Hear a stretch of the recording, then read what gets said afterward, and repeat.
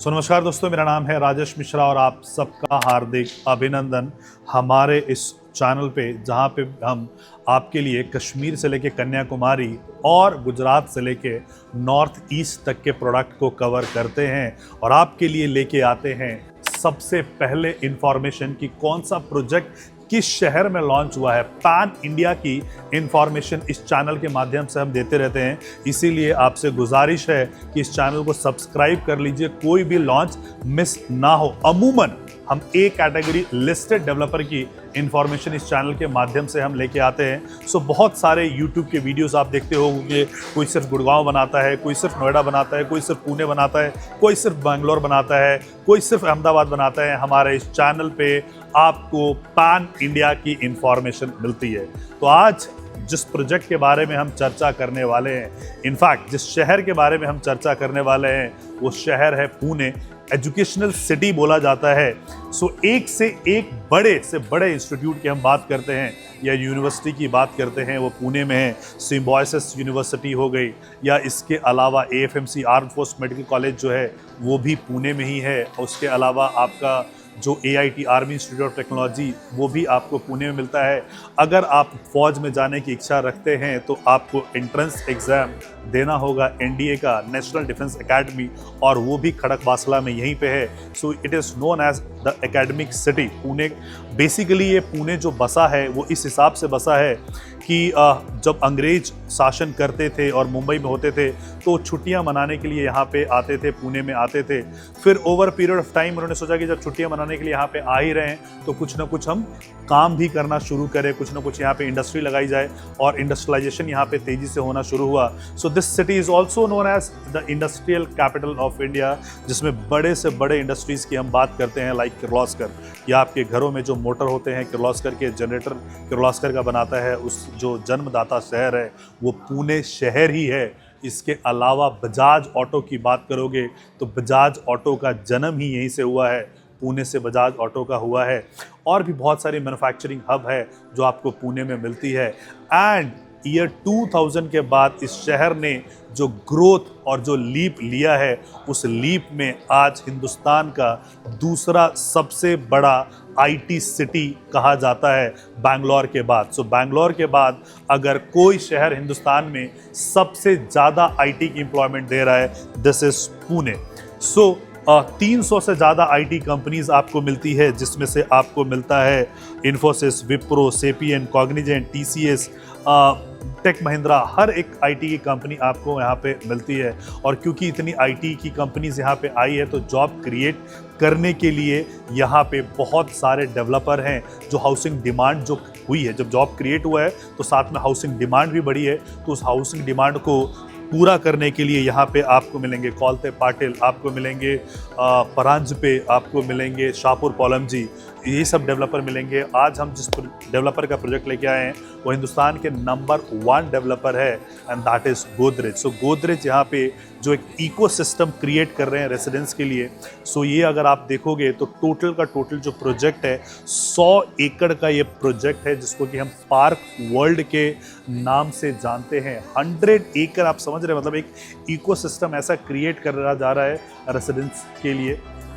हर चीज़ आपको मिलेगा, central garden मिलेगा, क्लब मिलेगा, जिम्नाजियम मिलेगा, हर फैसिलिटी आपको यहाँ पे इस 100 एकड़ में मिल रहा है। ना कनेक्टिविटी वाइज हम जो हैं नेशनल हाईवे, जो दिल्ली मुंबई पुणे एक्सप्रेसवे की हम बात करते हैं, जिसको कि हम highway man of India Nitin Gadkari ji का पहला वो प्रोजेक्ट था, उससे मात्र 2 किलोमीटर के दूरी पे, हम 2 से 3 किलोमीटर की दूरी पे हैं। प्रपोज जो मेट्रो है, जो मेट्रो तैयार होगा वो भी 2 से 2.5 किलोमीटर की दूरी पे आपको यहाँ पे आता है।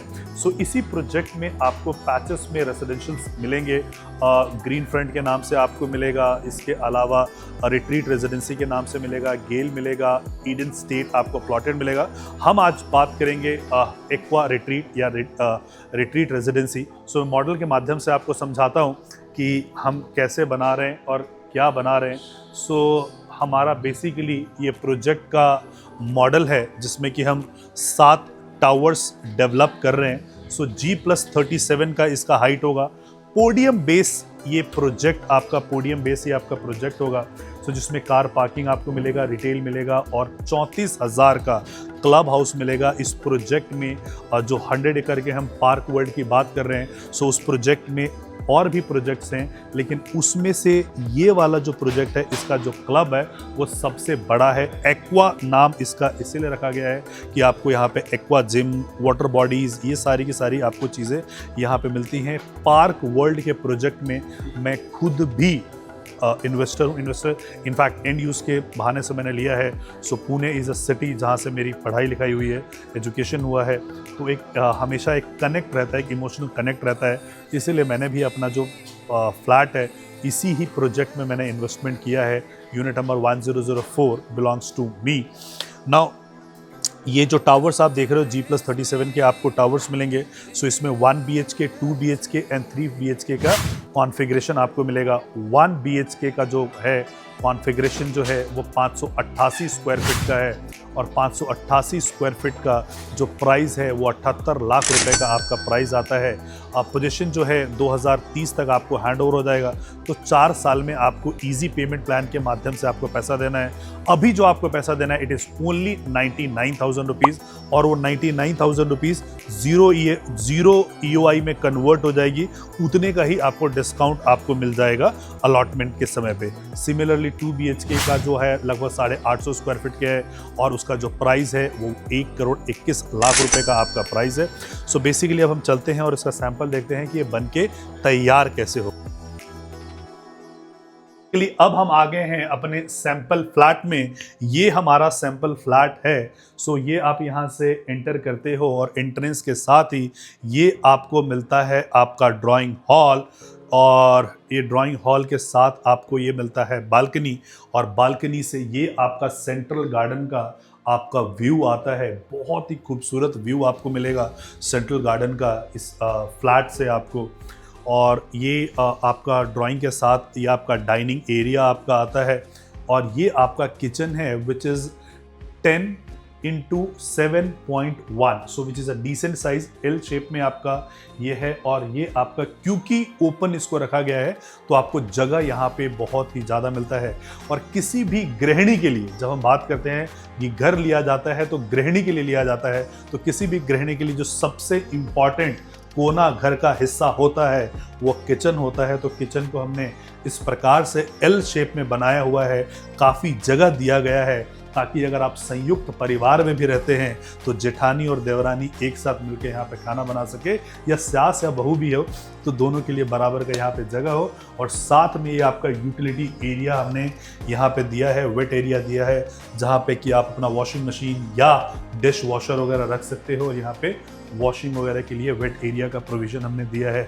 नाउ उसके साथ ये आपका आता है वॉशरूम जो कि कॉमन वॉशरूम आपका होगा।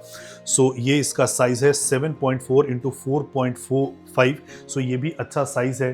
देन ये आपका एक आता है बेडरूम, शानदार तरीके का बेडरूम आता है। बेडरूम से आपकी बालकनी और बेडरूम से आपका ये वाला आपको व्यू नज़र आपको आता है। सो बेसिकली बहुत ही सुंदर व्यू आपको यहाँ से बेडरूम से आपको नज़र आएगा। सो जो भी वुडवर्क आप यहाँ पे देख रहे हो, वुडवर्क आपको नहीं मिलेगा। बहुत बेसिक सी चीज़ें आपको यहाँ पे मिलेंगी। इंटीरियर्स आपको खुद करवाना होगा।